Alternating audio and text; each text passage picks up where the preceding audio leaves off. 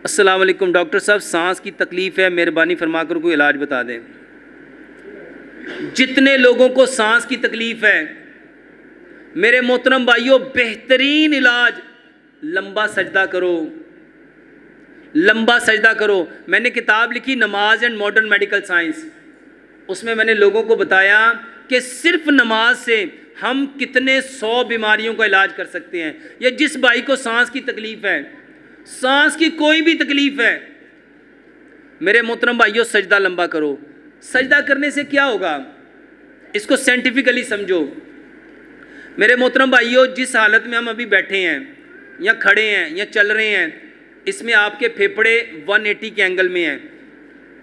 इंसान खड़ा होता है तो आपके 60 से 70% फेफड़े जो हैं, क्योंकि ज़मीन में फोर्स ऑफ ग्रेविटी उसने खींचा हुआ है, 60 से 70% फेफड़े काम करते हैं। जब आप रुकू में जाते हैं, जिसको बोइंग पोजीशन कहते हैं, ये 90 का एंगल है, इसमें 70 से 80% फेफड़े काम करते हैं। और जब हम सजदा करते हैं आपके फेफड़े पूरे के पूरे खुल जाते हैं। मेरे मोहतरम भाइयों, नबी सल्लल्लाहु अलैहि वसल्लम ने फरमाया, अगर इंसान को पता चल जाए सजदे की हालत में उसको क्या मिल रहा है, तो वो कभी अपना